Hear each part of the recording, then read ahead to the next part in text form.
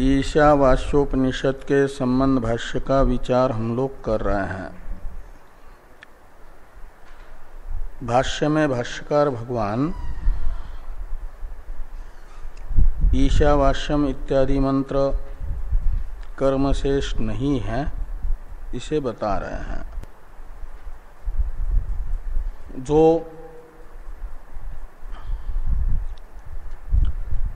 मीमांसकों ने अंगांगी भाव के बोधक प्रमाण बताए हैं, उनमें से श्रुति प्रमाण या लिंग प्रमाण से ईशावास्यम इत्यादि मंत्रों में कर्म शेषत्व सिद्ध नहीं हो पाता, इसे भाष्यकार भगवान बता चुके हैं। नहीं एवं लक्षणम इत्यादि वाक्य से सर्व विचारक साधारण जो एक नियम है, सभी विचारकों के द्वारा स्वीकार किया गया, व्यापक का अभाव होने पर व्याप्य का अभाव होता है इत्याकारक। तो ईशावास्यम इत्यादि मंत्रों में कर्म शेषत्व नहीं है, इसे सिद्ध करने के लिए ईशावास्यम इत्यादि मंत्रों के द्वारा प्रतिपादित जो आत्मस्वरूप है, शुद्ध अपाप विद्धत्वादि, वह कर्म में अनुपयोगी है,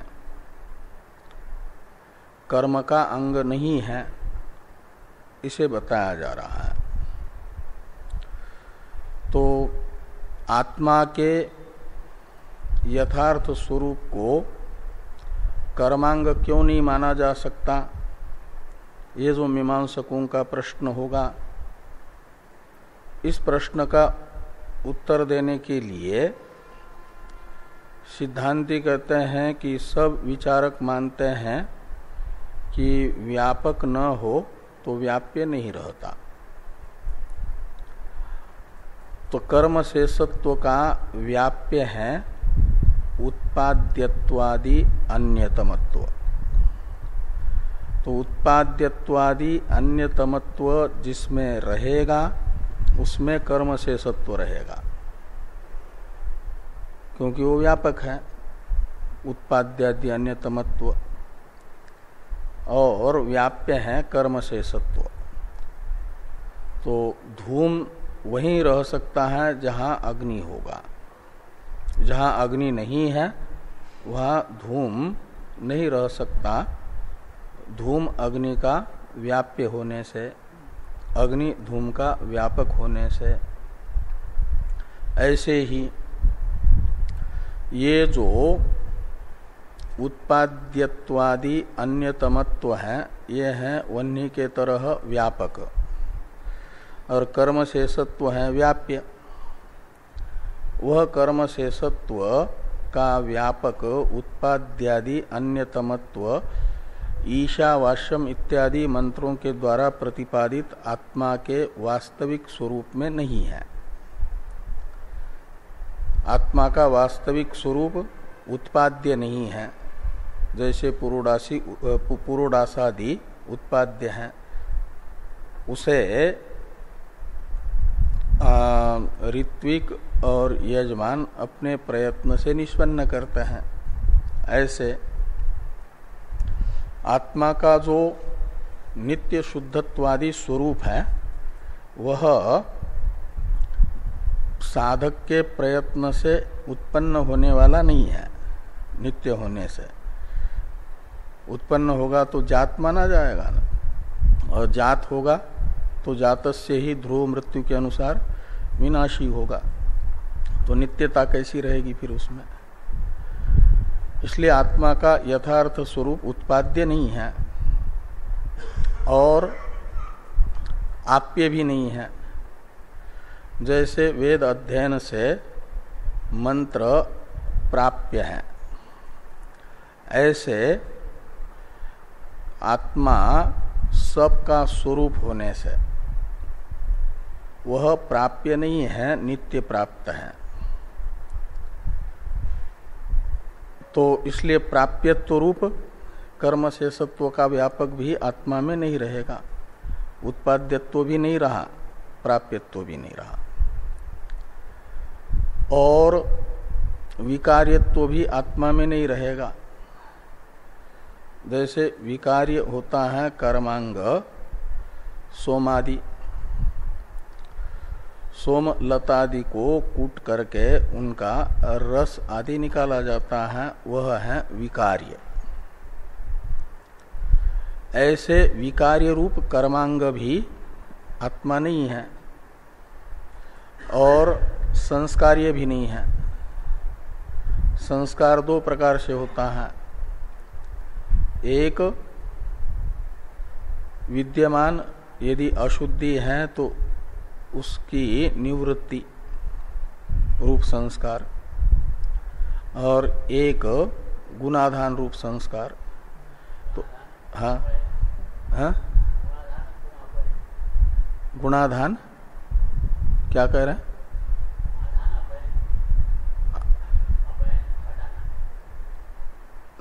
हाँ, वो अशुद्धि को हटाना, दोषों को हटाना, दोषों का अपनयन रूप एक संस्कार, और गुणाधान का अर्थ होता है गुण की स्थापना, आधान, गुणाधान। तो दोष अपनयन रूप एक संस्कार और गुणाधान रूप संस्कार। तो आत्मा तो निर्दोष होने से दोष अपनयन रूप संस्कार भी आत्मा का हो नहीं सकता, और निर्गुण होने से गुणाधान रूप संस्कार भी नहीं हो सकता, इसलिए संस्कार्य भी नहीं है। यही चार में से कोई एक कर्म शेषत्व का व्यापक है। उत्पाद्यत्व, प्राप्यत्व, विकार्यत्व, संस्कार्यत्व, इन चार को कहा जाता है कर्म शेषत्व का व्यापक। कर्म शेषत्व को कहा जाता है इन चारों का व्याप्य। और इन चार में से एक भी व्यापक में से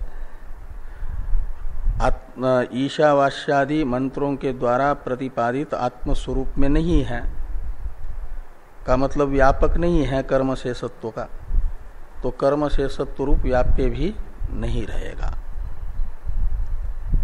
इसे कहा जा रहा है इस वाक्य से, नहीं एवं लक्षणम, भाष्य में, नहीं एवं लक्षणम आत्मनो याथात्म्यम उत्पाद्यम विकार्यम आप्यम संस्कार्यम। यहाँ तक ईशावास्यादि मंत्रों के द्वारा प्रतिपादित आत्मस्वरूप में कर्म शेषत्वाभाव के व्यापक का, कर्म शेषत्व के व्यापक का अभाव बताया। तो कर्म शेषत्व के व्यापक का अभाव होने से कर्म शेषत्व का अभाव होगा। इसलिए एवं लक्षणम आत्मनो याथात्म्यम से लेना ईशावास्यम इत्यादि मंत्रों के द्वारा प्रतिपादित आत्मा का यथार्थ स्वरूप। एवं लक्षणम आत्मनो याथात्म्यम का अर्थ है यह मंत्र आत्मा का जैसा स्वरूप बता रहे हैं उस स्वरूप में।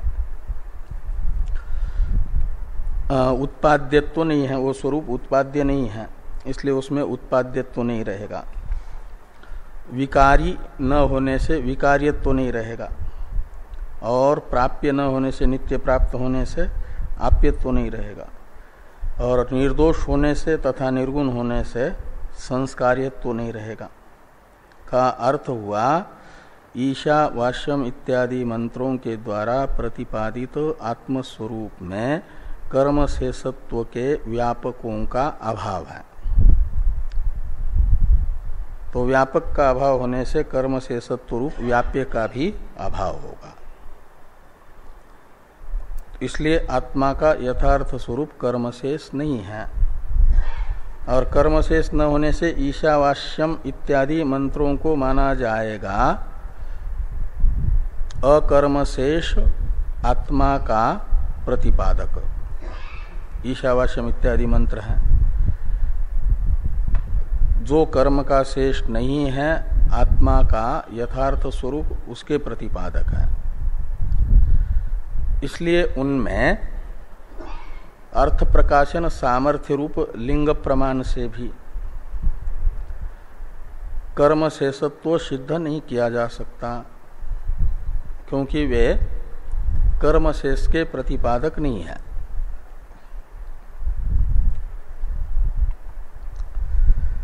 आगे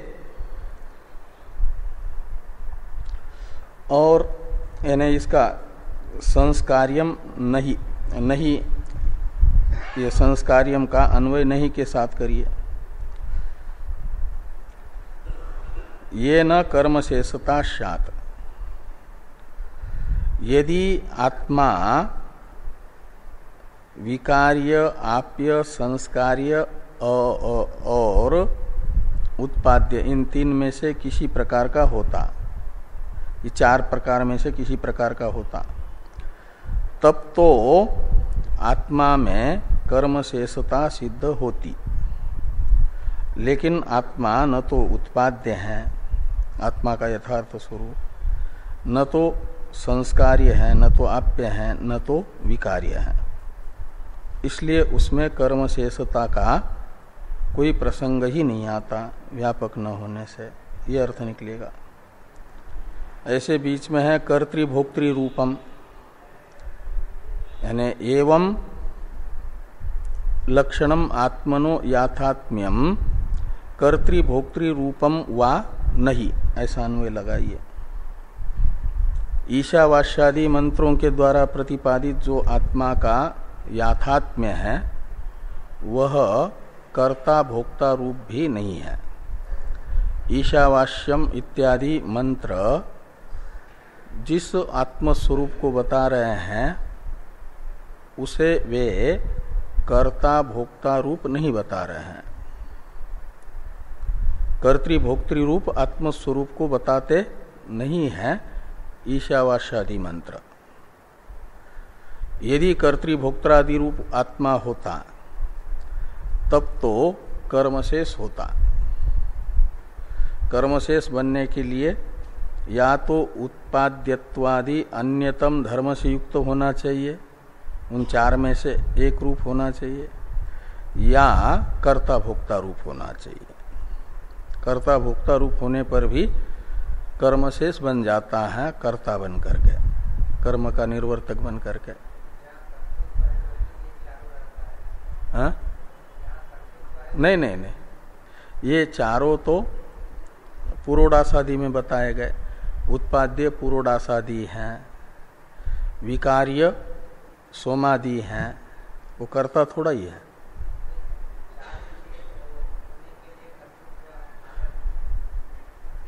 वो कर्ता कारक इन चार से अलग है। कर्ता कारक इन चारों से अलग है। जैसे उत्पाद्य का उदाहरण बताया पुरोडासादि टीका में, विकार्य का उदाहरण बताया सोमादि, ये दोनों हवि हैं, पुरोडास भी और सोम भी, सोमलता। इसको कूट करके उसका रस निकाला जाता है, वो विकार्य हुआ।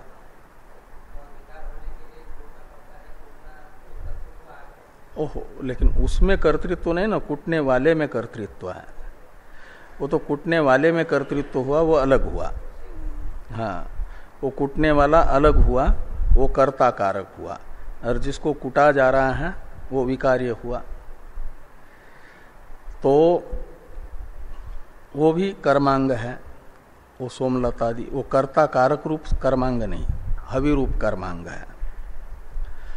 और ये जो आप्य मंत्रादि वो भी कर्ता नहीं है, वेद अध्ययन रूप क्रिया से उनको प्राप्त किया जाता है। इसलिए अध्ययन क्रिया से प्राप्त होने वाले हैं, अध्ययन क्रिया के कर्म माने जाएंगे, न कि कर्ता। ऐसे संस्कार्य वो व्रीह्यादि, वो प्रोक्षण संस्कार करने वाला कर्ता है, और ये प्रोक्षण संस्कार के कर्म है। तो ये उत्पाद्य, प्राप्य, विकार्य और संस्कार्य तो कर्म कारक में आ रहा है। उन क्रियाओं का कर्म कारक है, कर्ता कारक अलग है। तो या तो ये 4 प्रकार की क्रियाओं का कर्म बने तो कर्म शेष होगा, या इन 4 क्रियाओं का निर्वर्तक बने, वो कर्ता कारक माना जाएगा, तो भी कर्म शेष होगा। न तो इन 4 क्रियाओं का कर्मत्व है आत्मा के वास्तविक स्वरूप में, और न तो कर्तृत्व है। इसलिए उसे उत्पाद्यादि रूप कर्मशेष भी नहीं माना जा सकता, और ये कर्ता रूप कर्मशेष भी नहीं माना जा सकता। इसे दिखाने के लिए ये कहा कि एवं लक्षणम आत्मनो याथात्म्यम उत्पाद्यम विकार्यम आप्यम संस्कार्यम कर्तृभोक्तृ रूपम वा नहीं। इनमें से न का अन्वय प्रत्येक के साथ होगा। एवं भूतम आत्मनो याथात्म्यम उत्पाद्यम नहीं ही अवधारणार्थ में है, ये वो अर्थ निकलेगा, नैव अस्ति ऐसा। तो आत्मा ईशावास्यादि मंत्रों के द्वारा प्रतिपादित आत्मा का स्वरूप उत्पाद्य है ही नहीं, विकार्य है ही नहीं। इन मंत्रों से प्रतिपादित आत्मा का यथार्थ स्वरूप प्राप्य है नहीं और संस्कार्य है नहीं तथा कर्ता भोक्ता रूप है नहीं, ये अर्थ निकलेगा। नहीं से लेकर के कर्तृभोक्तृ रूपम वा, यहाँ तक का यह अर्थ निकला कि इन मंत्रों से प्रतिपादित आत्मा का स्वरूप इन 5 में से किसी भी रूप नहीं है, अतः वह कर्मशेष नहीं बनेगा। इन 5 में से कोई एक रूप होता तो कर्मशेष बनता, इन मंत्रों के द्वारा प्रतिपादित आत्मा का स्वरूप। इसलिए कहा कि ये न कर्मशेषता स्यात्, यानी ईशावास्यादि मंत्रों के द्वारा प्रतिपादित आत्मा के स्वरूप में कर्मशेषता हो सकती थी। कब? यदि इन 5 में से किसी न किसी एक स्वरूप इन मंत्रों के द्वारा प्रतिपादित आत्मा का स्वरूप होता, लेकिन इन 5 में से एक स्वरूप भी नहीं है, अतः वो इन मंत्रों से प्रतिपादित आत्मस्वरूप में कर्मशेषता नहीं होगी। ये इन पंक्तियों का अर्थ निकलेगा। नहीं एवं लक्षणम आत्मनो याथात्म्यम उत्पाद्यम विकार्यम आप्यम संस्कार्यम कर्तृभोक्तृ रूपम वा येन कर्मशेषता स्यात्। लग गई ये पंक्ति ना। अब सर्वासाम उपनिषदाम आत्मयाथात्म्य निरूपणेन एव उपक्षयात्, ये जो वाक्य आ रहा है भाष्य में, इसका अवतरण लिखते हैं टीकाकार। इसे देखिए, नहीं एवं इति इस प्रतीक के बाद में जो टीका है, नीचे से दूसरी पंक्ति का अंतिम पद, ननु उपनिषदाम जपोपयोगित्वात् अन्यस्य च प्रमाणस्य अदर्शनात् नास्त्येव एतादृशम आत्मयाथात्म्यम तत्र आह सर्वासामिति। मीमांसक कहते हैं कि उपनिषद वाक्य जो है वे जपार्थ हैं, जप के लिए है।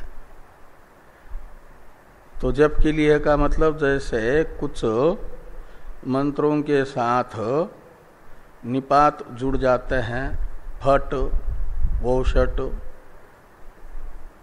इत्यादि उनका कोई अर्थ नहीं होता, लेकिन जप के लिए उनका प्रयोग होता है। तो जप उपयोगी का अर्थ है निरर्थक है, लेकिन उनका पाठ करने से, जप करने से अपूर्व उत्पन्न होता है, पुण्य लगता है। बाकी अर्थ देखेंगे तो कोई अर्थ नहीं होगा। ऐसे कुछ निपात होते हैं, उन्हें कहा जाता है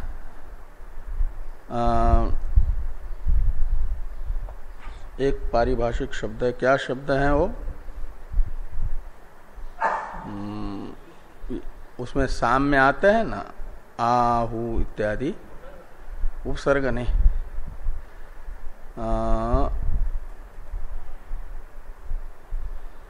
एक पारिभाषिक शब्द है बड़ा प्रसिद्ध, ध्यान में नहीं आ रहा। छांदोग्य में 2 अध्याय में आए हुए हैं। वो खाली ऋचाओं का गान करते समय गाने के लिए जोड़े जाते हैं। स्तोभाक्षर, हाँ स्तोभाक्षर, जैसे स्तोभाक्षर होते हैं, उनका कोई अर्थ नहीं होता, निरर्थक होते हैं, लेकिन सामगान करते समय उन्हें जोड़ा जाता है गाने के लिए, उसी से गान की सिद्धि होती है। तो उनका उपयोग मात्र गाने में है, न कि अर्थ करने में। अर्थ करते समय उनको हटा दिया जाता है, तो उनको कहा जाता है स्तोभाक्षर, निरर्थक शब्द। ऐसे ही उपनिषद मंत्रों को, ईशावास्यम इत्यादि मंत्रों को स्तोभाक्षरों के तरह निरर्थक माना जाए, उनका कोई अर्थ नहीं है, लेकिन इसका पाठ करने से, जप करने से एक पुण्य लगेगा।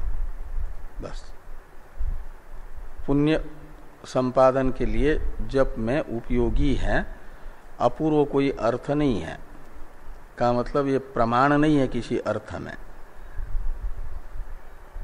ये मीमांसक शंका करते हैं इन मंत्रों के विषय में।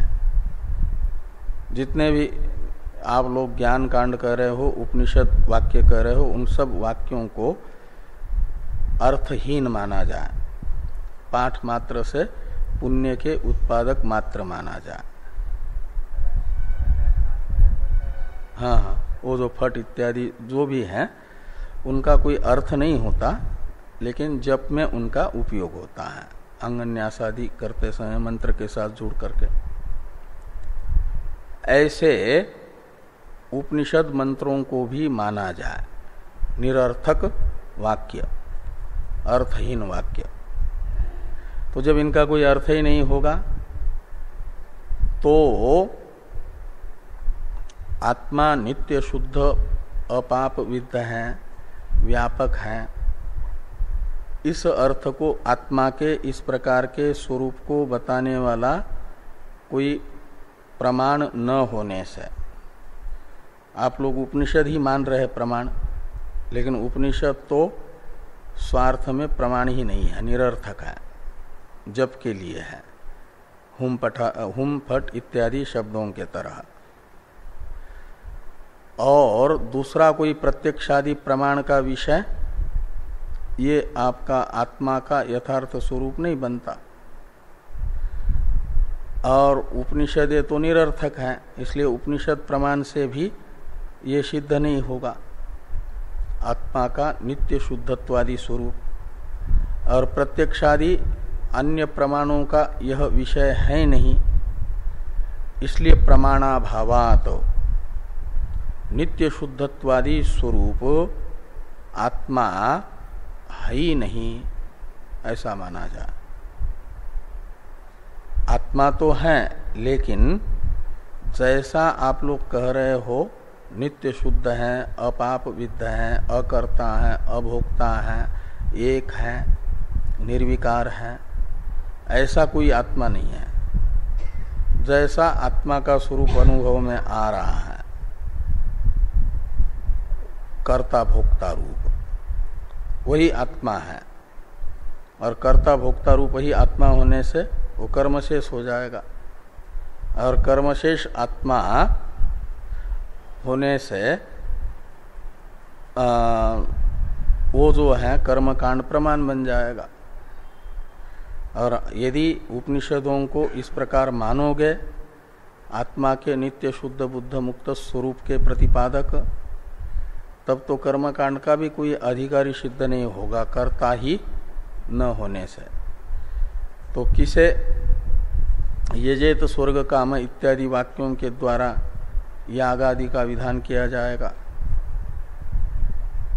इस दृष्टि से मीमांसकों की यह शंका है कि जैसा आप उपनिषद मंत्रों का अर्थ बता रहे हो, ऐसा तो उपनिषदों का अर्थ ही नहीं। उपनिषद तो निरर्थक ही है, अर्थहीन है, जब उपयोगी मात्र है, ये शंका कर रहे हैं कि ननु, यानी ननु शब्द का अर्थ होता है शंका, निपात है शंका अर्थ में, कई अर्थ होते हैं उसके, यहाँ शंका रूप अर्थ लीजिए। आशंका है, क्या आशंका है कि उपनिषदाम जपोपयोगित्वात्, उपनिषदें जप में उपयोगी हैं, का अर्थ है उनका नित्य शुद्ध बुद्ध आत्मस्वरूप विषय नहीं है, अर्थ नहीं है। ये नित्य शुद्ध बुद्ध मुक्त स्वरूप में उपनिषदे प्रमाण नहीं बनेगी। और अन्यस्य च प्रमाणस्य अदर्शनात्, तो नित्य शुद्ध बुद्ध स्वरूप आत्मा को बताने वाला कोई उपनिषद से अतिरिक्त प्रत्यक्षादि प्रमाण दिख नहीं रहा है, जिससे आत्मा नित्य शुद्ध बुद्ध मुक्त स्वरूप है ये सिद्ध हो जाए, ऐसा दिखता नहीं है। इसलिए क्या होगा कि नास्तेव एतादृशम आत्म याथात्म्यम, तो प्रमाणाभावात एतादृश आत्म याथात्म्य का मतलब नित्य शुद्ध अपाप विद्ध एक व्यापक आत्मस्वरूप, जैसा आप बता रहे हैं आत्मा का स्वरूप, ऐसा आत्मा का स्वरूप नास्तेव है ही नहीं। क्यों नहीं है? प्रमाणाभावात, प्रत्यक्षादि प्रमाण का ये विषय नहीं है। प्रत्यक्षादि प्रमाण है, प्रत्यक्ष प्रमाण कहा जाता है इंद्रियों को, तो इंद्रिय, ये तो इंद्रिय गोचर नहीं है। इस प्रकार का आत्मस्वरूप इंद्रियों का विषय नहीं बनेगा, और इसकी किसी में व्याप्ति न होने से अनुमान का विषय भी नहीं बनेगा। अतर्क है वो, अतर्क्यम अनुप्रमाणात ये कहा जाता है। तो इस प्रकार प्रत्यक्ष अनुमानादि प्रमाणों का विषय भी न होने से और उपनिषद तो जपार्थ होने से, का मतलब निरर्थक होने से, प्रमाणाभावात इस प्रकार का आत्मस्वरूप है ही नहीं, ऐसा यदि मीमांसक कहते हैं, इस प्रकार की शंका करते हैं, तो कहते हैं तत्र आह, इस प्रकार की आशंका का निराकरण करने के लिए भाष्यकार भगवान सर्वासाम इत्यादि वाक्य कहते हैं। तत्र आह का अर्थ है। अब भाष्य में देखिए, सर्वासाम उपनिषदाम आत्म याथात्म्य निरूपणेन एव उपक्षयात, तो सर्वासाम उपनिषदाम कहते हैं जितनी भी उपनिषदें हैं वे सब की सब उपनिषदें, उपक्षयात का अर्थ होता है चरितार्थत्वात्, उनका उपक्षय होता है, का मतलब चारितार्थ हो जाता है, वो सावकाश हो जाती हैं, प्रमाण बन जाती हैं। क्या करके? कि आत्म याथात्म्य निरूपणे न एव, तो आत्मा का जो यथार्थ स्वरूप है उसे आत्म याथात्म्य कहा जाता है। आत्मा का यथार्थ स्वरूप है नित्य शुद्ध बुद्ध मुक्त स्वरूप, और ये जो आत्मा का नित्य शुद्ध बुद्ध मुक्त स्वरूप है, इसके निरूपण से ही यह उपनिषद, समस्त उपनिषदें उपक्षीण है का मतलब चरितार्थ है, सार्थक है, समाप्त हो जाती, परिसमाप्त होती, उनका पर्यवसान है। परम तात्पर्य उनका आत्मा के इस प्रकार का स्वरूप ही है। आत्मा का इस प्रकार का जो स्वरूप है, इसी में उनका पर्यवसान है। पर्यवसान का अर्थ होता है जैसे नदी का पर्यवसान होता है समुद्र में, समुद्र में मिलते ही वह सार्थक हो गई, समुद्र रूप से परिणत हुई। ऐसे समस्त उपनिषदें आत्मा के नित्य शुद्ध बुद्ध मुक्त स्वरूप का ही प्रतिपादन करके उसी में पर्यवसित होती है, वही उनका तात्पर्य विषय है। यह अर्थ है इसका। इसी का प्रतिपादन करना ही उनका परम उद्देश्य है, इसी के लिए उनका आरंभ है। आत्म एकत्व प्रतिपत्तये च सर्वे वेदांता आरभन्ते, ब्रह्म सूत्र के अध्यास भाष्य में भाष्कर भगवान कहते हैं। आत्म एकत्व प्रतिपत्ति, इसमें प्रतिपत्ति शब्द का अर्थ है ज्ञान, और किसका ज्ञान? तो आत्म एकत्व का। आत्म एकत्व ही को यहाँ पर आत्म याथात्म्य कहा जा रहा है। आत्म याथात्म्य कहो या आत्म एकत्व कहो, एक ही बात है। हाँ, नहीं वहाँ, हाँ, तो वेद शब्द भी कई बार गीता के एक श्लोक के लिए भी गीता शब्द का प्रयोग होता है कि नहीं?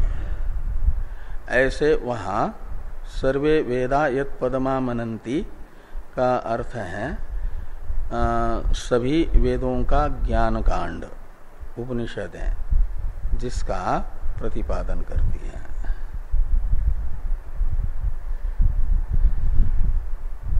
तो सर्वासाम उपनिषदाम आत्मयाथात्म्य निरूपणेन एव उपक्षयात का अर्थ है समस्त उपनिषदों का परम तात्पर्य विषय आत्मा का यथार्थ स्वरूप ही होने से ये नहीं कहा जा सकता कि उपनिषदें निरर्थक हैं, उनका कोई अर्थ नहीं है और मात्र जप में उपयोगी है, ऐसा नहीं कहा जा सकता।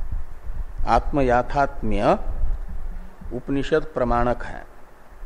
उपनिषदें आत्मा के यथार्थ स्वरूप का प्रतिपादन करने के लिए प्रवृत्त हुई है। जैसे कर्म कांड कर्म को बताने के लिए प्रवृत्त हुआ है, ऐसे ज्ञान कांड वेदों का आत्मा के यथार्थ स्वरूप को बताने के लिए प्रवृत्त हुआ है, इसलिए उसका अपना स्वतंत्र विषय है आत्मयाथात्म्य, उसमें वो प्रमाण है, मात्र जप उपयोगी है ये नहीं कहा जा सकता। ये भाष्कर भगवान इस वाक्य से कहना चाहते हैं कि सर्वासाम उपनिषदाम आत्मयाथात्म्य निरूपणेन एव उपक्षयात। इस वाक्य का टीकाकार अर्थ कर रहे हैं, व्याख्यान कर रहे हैं।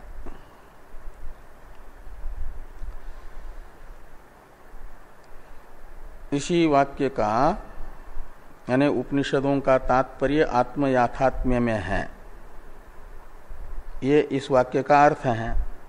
इस समस्त उपनिषदों का परम तात्पर्य विषय आत्मा का यथार्थ स्वरूप है, इसलिए उपनिषदें आत्मा के यथार्थ स्वरूप रूप विषय वाली है, अर्थक है, सार्थक है, न कि निरर्थक, ये बताना है। इसके लिए यहां से लेकर के आगे वाले पृष्ठ में 4.5 पंक्ति तक यही बताया जा रहा है। 3 पंक्ति तक नेह प्रतन्यते, ये जो तीसरी पंक्ति का अंतिम वाक्य है ना, नेह प्रतन्यते, नेह प्रतन्यन्ते, इन 3 पंक्तियों तक। और ये 4 पंक्ति हैं, ऐसे 7 पंक्तियों में इस वाक्य का अर्थ कर रहे हैं। यानी उपनिषदों का तात्पर्य आत्मा के याथात्म्य में है, ये बता रहे हैं। इसके लिए एक सामान्य नियम बताते हैं जो मीमांसकों ने स्वीकार किया हुआ है। मीमांसकों की मान्यता बताते हैं कि यत्परः शब्द स शब्दार्थ इति मीमांसा प्रसिद्धे, एक मीमांसा का नियम बताया कि यत्परः शब्द स शब्दार्थ, किसी भी शब्द का कौन सा अर्थ होगा इसका निश्चय करने के लिए ये समझना कि जिस शब्द का यानी वाक्य का जिस अर्थ में तात्पर्य होगा, यानी वाक्य का तात्पर्य विषयभूत जो अर्थ है वही उस शब्द का अर्थ माना जाता है। यत्परः शब्द, यत्परः में परः शब्द का अर्थ है तात्पर्यवान, तो यत्परः यानी जिस अर्थ में तात्पर्यवान शब्द है। स यानी वह तात्पर्य का विषयभूत अर्थ, शब्दार्थ, उस शब्द का अर्थ निकलेगा। जो जिस शब्द का तात्पर्य विषय है अर्थ, वही उस शब्द का अर्थ बनेगा। हरेक शब्द का यानी वाक्य का वही तात्पर्य अर्थ माना जाता है जो उसके तात्पर्य का विषय है। एक मीमांसा का प्रसिद्ध नियम है। तो यत्परः शब्द स शब्दार्थ इति मीमांसा प्रसिद्धे, एक मीमांसा की प्रसिद्धि बताई, नियम बताया। तो इस नियम से बाहर तो मीमांसक जा नहीं सकते।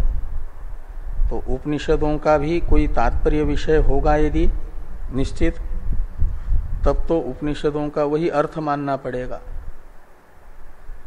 और फिर उपनिषदों का यदि अर्थ निकलेगा तो उपनिषदें जब उपयोगी मात्र हैं ये नहीं कह सकेंगे, वो सार्थक हो जाएगी। जिसमें उनका तात्पर्य होगा वह उनका अर्थ सिद्ध होगा और उसमें वे प्रमाण हो जाएगी। जैसे कर्मकांड विधिवाक्य अपने द्वारा विहित कर्म में प्रमाण होता है, ऐसे उपनिषदों का तात्पर्य जिस अर्थ में निश्चित होगा वह उसका अर्थ सिद्ध होगा, निश्चित होगा, तो उसी में उपनिषदों का प्रामाण्य सिद्ध होगा। जब उपयोगी नहीं माना जाएगा, अपूर्व प्रमाण माना जाएगा। ये सिद्ध करने के लिए मीमांसकों के इसी नियम के आधार पर समस्त उपनिषदों का तात्पर्य विषय आत्मा का यथार्थ स्वरूप है, ये सिद्ध करने जा रहा है। इसलिए समस्त उपनिषदें आत्मा के यथार्थ स्वरूप अर्थक है, उसमें वे प्रमाण है, जब उपयोगी मात्र नहीं है, ये दिखाना है। इसके लिए इस नियम को ध्यान में रखना। यत्परः शब्द स शब्दार्थ इति मीमांसा प्रसिद्ध है। सर्वासाम उपनिषदांच ऐकात्म्ये तात्पर्य दर्शनात् न जप उपयोगित्वम उपनिषदाम शक्यम वक्तुम। ये कह रहे हैं कि उपनिषदाम जप उपयोगित्वम वक्तुम न शक्यम, ऐसा अन्वय करिए। उपनिषदाम जप उपयोगित्वम वक्तुम न शक्यम। उपनिषदों में जप उपयोगित्व मात्र बताना संभव नहीं है, न शक्यम। उपनिषद शब्द स्त्रीलिंग है, उपनिषद शब्द स्त्रीलिंग है, इसलिए सर्वासाम लिखा है। तो सर्वासाम उपनिषदाम यानी समस्त उपनिषदों में जब उपयोगित्व की कल्पना मात्र करना संभव नहीं है। क्यों? तो कहते हैं समस्त उपनिषदों का तात्पर्य एकात्म्य में देखा जा रहा है, का मतलब अवधारित हो रहा है। जो तात्पर्य निर्णायक 6 प्रमाण होते हैं, उन तात्पर्य के निर्णायक 6 प्रमाणों से उपनिषदों का तात्पर्य एकात्म्य में यानी ब्रह्मात्म एकत्व में अर्थात आत्मा के यथार्थ स्वरूप में सुनिश्चित हो रहा है। तो सर्वासाम उपनिषदाम एकात्म्ये तात्पर्य दर्शनात्, तो समस्त उपनिषदों का तात्पर्य ब्रह्मात्म एकत्व में देखा जा रहा है, का मतलब अवधारित हो रहा है, सुनिश्चित हो रहा है। किससे? तात्पर्य निर्णायक प्रमाणों से। इसलिए उपनिषदें जप उपयोगी हैं ये कहना संभव नहीं हो सकता। जप उपयोगी का मतलब निरर्थक है ये कहना उचित नहीं है। अब कैसे उपनिषदों का समस्त उपनिषदों का तात्पर्य एकात्म्य में निर्धारित होता है, ये मीमांसकों का प्रश्न हो सकता है। उस प्रश्न का उत्तर देने के लिए भाष्यकार भगवान लिखते हैं कि तथा ही इत्यादि से बताया जा रहा है कि इस प्रकार तात्पर्य निर्णायक उपक्रम उपसंहारादि 6 प्रमाणों से ईशावास्यादि समस्त उपनिषदों का तात्पर्य ब्रह्मात्म एकत्व में ही निश्चित होता है। वो इस प्रकार होता है। तो इस उपनिषद के ये 6 तात्पर्य निर्णायक प्रमाण बताए जा रहे हैं। जैसे अंगांगी भाव के निर्णायक 6 प्रमाण हैं, ऐसे किसी भी ग्रंथ के तात्पर्य निर्णायक 6 प्रमाण होते हैं।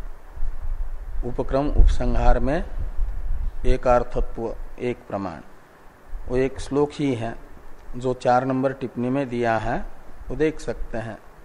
उपक्रम उपसंहारा वभ्यासोपूर्वता फलम अर्थवादोपपत्ति च लिंगम तात्पर्य निर्णये, ये एक श्लोक है। इसमें बताया गया तात्पर्य निर्णय लिंगम यानी ज्ञापकम यानी प्रमाणम, तात्पर्य निर्णय के प्रमाण ये 6 हैं। उपक्रम उपसंहारो इसे एक लेना, उपक्रम ग्रंथ का और उपसंहार इसमें एकार्थत्व ये एक प्रमाण है। जिस अर्थ से उपक्रम किया गया, उपक्रम में जो अर्थ बताया गया उपसंहार में भी वही अर्थ बताया जाए तो माना जाता है उपक्रम उपसंहार में एकार्थत्व रूप एक प्रमाण तात्पर्य निर्णय। दूसरा अभ्यास, अभ्यास कहते हैं आवृत्ति को, पुनरावृत्ति को। एक ही अर्थ का ग्रंथ में बार बार कथन अभ्यास कहलाता है।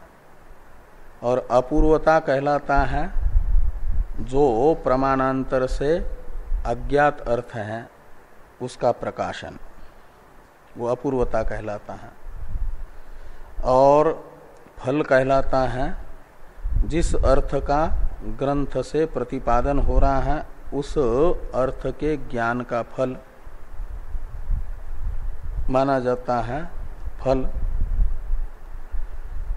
ब्रह्मात्म एकत्व उपनिषदों से बताया जा रहा है।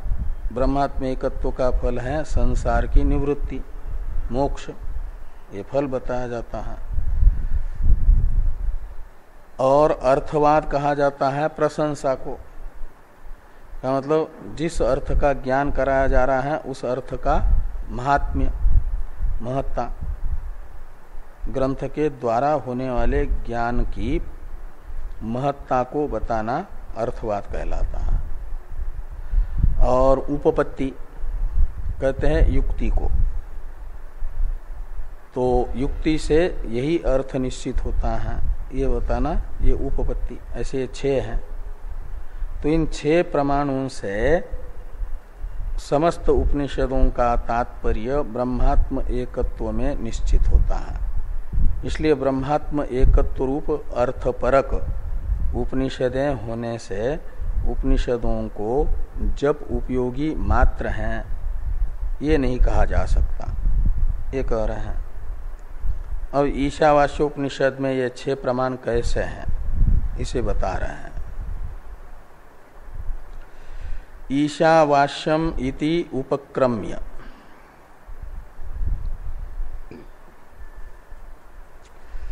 तो सपर्यगात शुक्रम इति उपसंहारात, ये उपक्रम उपसंहार है। ईशावास्यम यहाँ से ईशावास्योपनिषद का उपक्रम है और इस उपक्रम में बताया गया है ब्रह्मात्म एकत्व रूप अर्थ। तो ये जो उपक्रम उपसंहार में कहा गया ब्रह्मात्म एकत्व रूप अर्थ है, इसी का सपर्यगात शुक्रम इत्यादि उपसंहार में भी कथन है। ये सपर्यगात शुक्रम इत्यादि वाक्य आता है, वो 8वां मंत्र है, इसी उपनिषद का 8वां मंत्र। वहां पर इस उपनिषद में जो ज्ञान का प्रकरण है पूरा होता है, ज्ञान निष्ठा का। उपनिषदों में 2 निष्ठाएं आती है ना, एक ज्ञान निष्ठा और एक ज्ञान निष्ठा की साधनभूत कर्म निष्ठा।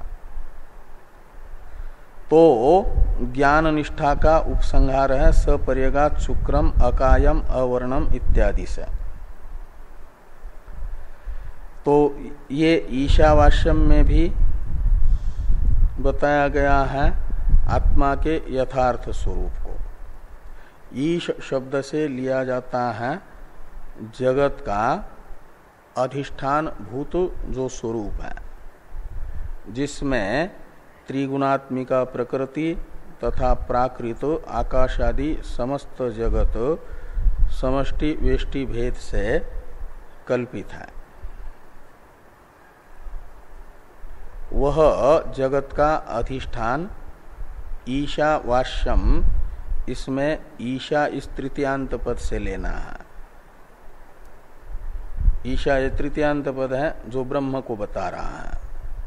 ब्रह्म है तत्वमसि वाक्यांतर्गत तत्पदार्थ। तो ईशा का अर्थ निकलेगा ब्रह्मणा, वास्यम का अर्थ है आच्छादनीयम। तो किस आच्छादन योग्य है वास्यम, वस आच्छादने धातु से वास्यम बना है, तो उसका अर्थ निकलता है आच्छादन करने योग्य है, आच्छादित करने योग्य है। का मतलब क्या योग्य है आच्छादित करने योग्य? ब्रह्म रूप से। तो ये जो ब्रह्म में अध्यस्त जगत है, ये ब्रह्म का विवर्त है।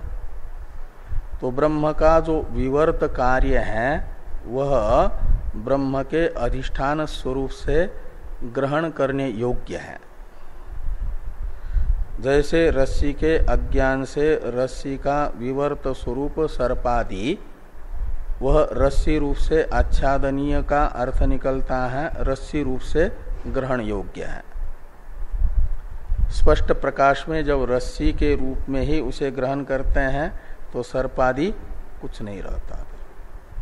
एक प्रकार से ईशावास्यम से बताया जा रहा है सर्वम खलुदम ब्रह्म को, गीता के वासुदेव सर्वमिति को बताया जा रहा है। तो सब कुछ ईशा यानी ब्रह्म स्वरूप से आच्छादनीय का अर्थ है ब्रह्म स्वरूप ही है।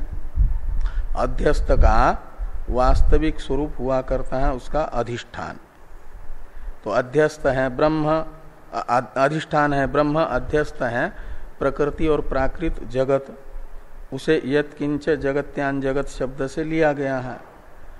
इस संसार में जो कुछ भी वस्तु है वह ब्रह्म रूप से ग्रहण करने योग्य है, क्योंकि ब्रह्म का ही वह विवर्त रूप है। जैसे रस्सी का विवर्त रूप है सर्पादि, वह उसके अधिष्ठान रूप से ग्राह्य है। ऐसे ब्रह्म का विवर्त रूप यह जगत ब्रह्म रूप से ग्राह्य है, ईशावास्यम से कहा। तो जब सारे समष्टि वेष्टि उपाधि को ब्रह्म रूप से ग्रहण करेंगे तो त्वम पदार्थ जो आत्मा है वो अलग कहाँ रहेगा, वो भी ब्रह्म रूप ही होगा। इसलिए ईशावास्यम इदम सर्वम यत्किंच जगत्यान जगत, इस पूर्वार्ध में एक प्रकार से सर्वम खल्विदम ब्रह्म का उपदेश है, वासुदेव सर्वमिति का उपदेश है। तो उसी में ब्रह्मात्म एकत्व भी आ गया, आत्मा के यथार्थ स्वरूप का उपदेश है। आत्मा का यथार्थ स्वरूप है अधिष्ठान, ईशा शब्द से ग्राह्य। इस प्रकार ये ईशावास्यम इत्यादि उपक्रम में एकत्व बताया, आत्म एकत्व बताया, और सपर्यगात शुक्रम अकायम अवर्णम इत्यादि से उपसंहार में भी स शब्द से ग्राह्य जो आत्मा है उसे एक बताया। पर्यगात है का अर्थ है व्यापक है, शुक्रम का अर्थ है स्वभावतः शुद्ध है, और अकाय का अर्थ है शरीर आदि से असंश्लिष्ट है। वो एक आत्मा को बताया जा रहा है। शरीर आदि उपाधि को छोड़ देंगे तो एक ही आत्मा शेष रहेगा। तो इस प्रकार ये उपक्रम उपसंहार में आत्म एकत्व की चर्चा है। तो उपक्रम में ग्रंथ के जो अर्थ बताया जाता है, उपसंहार में जो अर्थ बताया जाता है, माना जाता है ग्रंथ का तात्पर्य विषय वही अर्थ है जिसकी उपक्रम में चर्चा हुई, उपसंहार में चर्चा हुई, उसी में ग्रंथ का तात्पर्य माना जाता है। ग्रंथ के तात्पर्य का विषय उसी को माना जाता है। तो ब्रह्मात्म एकत्व की ही चर्चा उपक्रम में है, उपसंहार में भी है। इसलिए ब्रह्मात्म एकत्व ईशावास्य उपनिषद का तात्पर्य विषय है। इसलिए ईशावास्यादि मंत्र ब्रह्मात्म एकत्व परक हो जाएंगे। तो यत्परः शब्द स शब्दार्थ ये मीमांसकों की प्रसिद्धि है। उस प्रसिद्धि के अनुसार ब्रह्मात्म एकत्व रूप आत्म याथात्म्य परक यह मंत्र होने से ब्रह्मात्म याथात्म्य इनका अर्थ निकलेगा। इसलिए जब उपयोगी मात्र है ये नहीं कह पाएंगे। ये यहाँ पर सिद्धांती कह रहे हैं कि ईशावास्यम इति उपक्रम्य सपर्यगात शुक्रम इति उपसंहारात। ये उपक्रम उपसंहार में एक वाक्यत्व रूप, एकार्थत्व रूप एक प्रमाण हुआ। दूसरा प्रमाण बताया जा रहा है अभ्यास।